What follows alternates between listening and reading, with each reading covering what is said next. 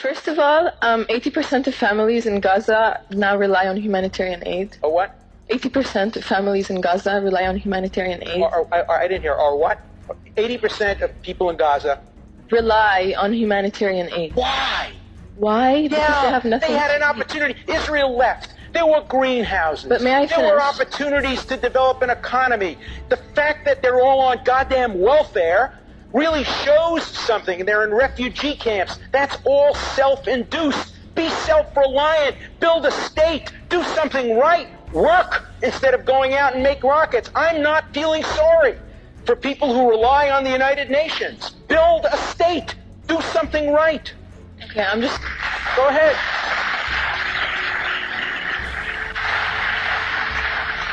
I'm going to move on to my question. What I'm trying to say is that Israel, by definition, is not a democratic state. You have the right of return law that says that any Jew can return to Israel. You know that but I cannot marry somebody from Ramallah without... You know that the Palestinian Authority has a right to return law? Is the Palestinian Authority a racist state? Yeah, but my land is in Jerusalem. No. Put that aside. The Palestinian Authority has a law of return. China has a law of return. Germany has a law of return. If there's one country in the world that is entitled to have a law of return, it is certainly the one country in the world whose citizens were murdered, 6 million of them, because no state would accept them. Palestinians are today accepted in many parts of the world. Now, the claim about property is a reasonable claim. 800,000 Jews have similar claims in Yemen, in Iraq, in Egypt. Over 1 million Sudeten Germans have claims like that. Pakistanis, Bangladeshians and Indians have claims like that. Cypriots have claims like that.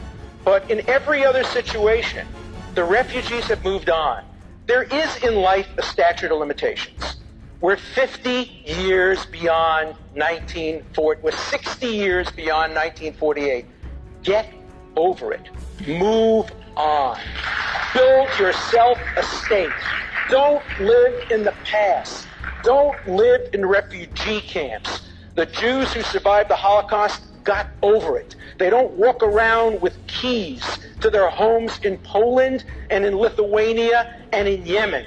They live in the present and in the future. The time has come for the Palestinians Look, I'm not saying this, and I don't agree with what I'm going to say, but why don't I say that Jews move on from the Holocaust? They do. They do. They built a state. They won a Nobel. A woman won a Nobel Prize. Holocaust survivors. They're inventing. They're doing productive things. The Palestinians tragically are living in the past. They're rooted in the refugee camps. It's not all their fault. It's not all their fault. Many of the other Arab states are using the Palestinians as pawns by keeping them in refugee camps instead of integrating them into the population. They're treating them as slaves. Palestinians have grievances, but the grievances are only partly against the Jewish people. And by the way, I didn't hear the Palestinian grievances between 1948 and 1967 when their land was taken away when they were occupied by the Jordanians and when their land was taken away when they were occupied by the Egyptians. They seem to be more concerned about being occupied and their land being taken away. And remember, there wouldn't have been a single refugee if the Palestinians had accepted the 1948 UN resolution.